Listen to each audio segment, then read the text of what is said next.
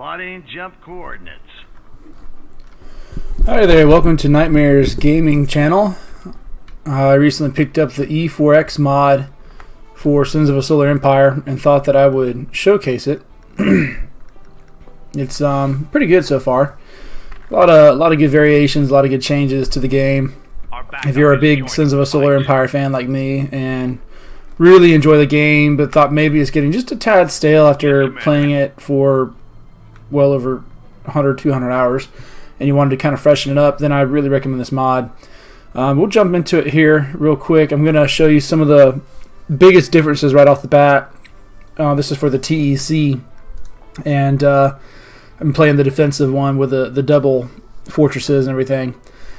So E4X adds in some extra techs. For example, you've got this one here, blast resistant armor. Increases your armor and decreases the mass and everything, or actually increases mass by 20%. Sorry, it only affects your stationary weapons and such. It doesn't impact your ships. They also added in one here for the Loyalist, which lets you supercharge it, which lets you shoot it faster, which is kind of cool. So if you're wanting, well, let me back up. They also give the specific races a more unique feel, because if you remember previously when Rebels came out, the Rebellion I should say, they split up each faction into two mini factions, and each faction had a little bit of a flavor to it. But they still pretty much felt like the normal factions, just with specific units that were a little special, maybe one or two special techs. This kind of takes that and further divides it. So like now, the TEC Loyalists, which is what I'm playing, have this very defensive-based kind of flavor. Like they're already defensive-based, but now they're like super defensive-based. So now you can really come in, armor up, absolutely just hang on and be crazy tough, and in essence turtle.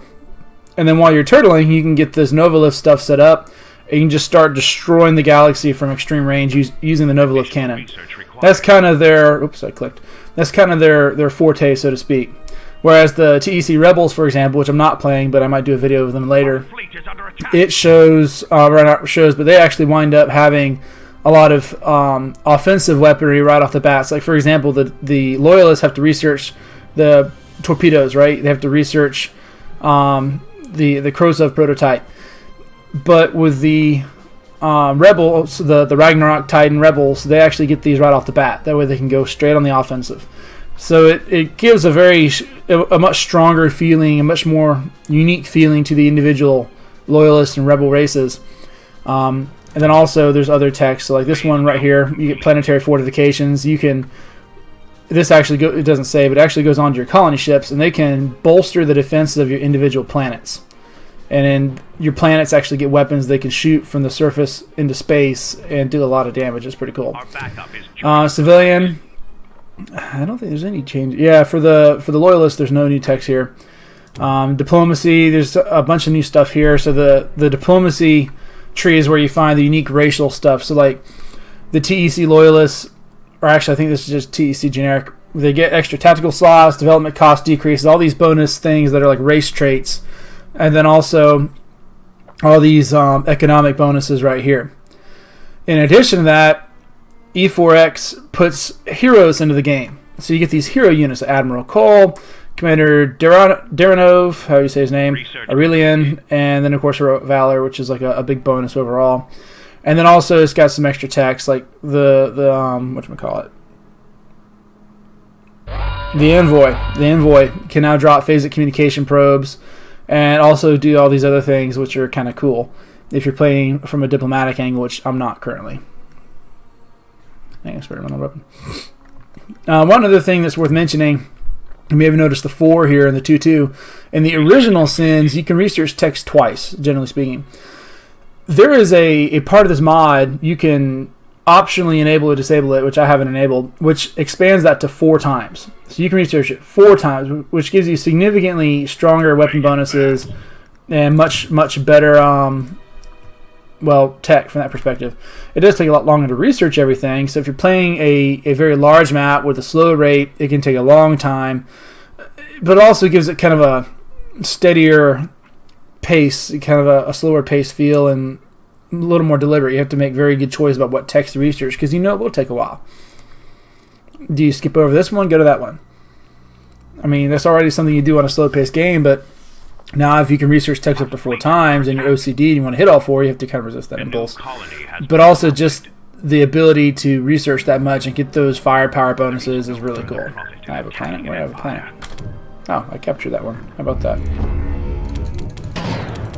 Also, you can search planets up to 4 times now, which is also fantastic because they really boosted how much, or rather how many types of things you can find in the game. So let's see if I can find some examples real quick in other parts of my empire. Alright, move up there real quick. I gotta recapture. They keep hitting that with, whatchamacallit, their culture ray gun and taking it from me with rebels. Let's see, like trader mining operation here. I don't remember seeing that in the original game, and I played it a lot. Trader homeworld, that's normal for your homeworld. Each race gets a special trait. Planet development. Forest core is an old one that's not new. Let's see. Salvager outpost I think is new. I don't remember seeing that in the base game. Penal colony is old. Hidden Academy is new. So they also added in new artifacts. They expanded the overall number of artifacts and added some in. So like the Hidden Academy gives you bonus 35% combat experience, which is great for leveling. Also lets you train up to 4 levels, not 3. Adds an extra ship crew and an extra 50 supplies. So basically gives you a capital ship. It's pretty sweet. There's a lot of other hidden techs. I haven't found them all, but it's pretty cool. I'm looking for them. I picked a big map in the hopes that as I conquer this galaxy bit by bit, I'll find some of these special techs and be able to show them a bit better. For now, though, let's jump down and look at some of the ships. These guys are about to warp. Here's something destroyed. Yeah, it's Commander Diranov and his Kronos. So he's got a Marza capital ship. That's his base ship. He has these special abilities like solid nitrovium payloads. Ooh. Basically, bonus damage, and it passes through shields a little bit. Some shield mitigation, which is kind of cool. So it makes them not Vasari-like, but it gives a little bit of a Vasari feel to his gun slightly, while significantly boosting weapon systems. This one is a big bonus to attacking planets. As he attacks planets, he gets major buffs to his antimatter shields, hull, and resources. And then also he gets shrapnel warhead. Structure complete. Just a couple. You might also notice, breaking from that line of thought, the game has some visual overhauls as well, as you see the weapons firing off my Ankelon here. The explosions, I missed that a little bit, sorry. I'll try to catch the next one. But there's some significant differences in the visual impact, and it looks really good. Research complete. Anyhow, but so you're going back to this. Planet development. So that gives him some major damage bonuses, damage reduction in his enemies. Their shields don't restore as well. It's pretty sweet. I don't have this one yet, but it looks pretty good. Basically, it's like the ion cannon, disables everything, but it also drains antimatter and deals massive damage. So it's like a major kill shot for enemy ships, especially capital ships or Titans probably. And then this is him, and it's just basically his like static race whatever thing. And somewhere I've got. Our backup is joining the fight. There he is. Here I've got Admiral Cole, and he pilots a CeeLo command ship. He doesn't actually get a capital ship.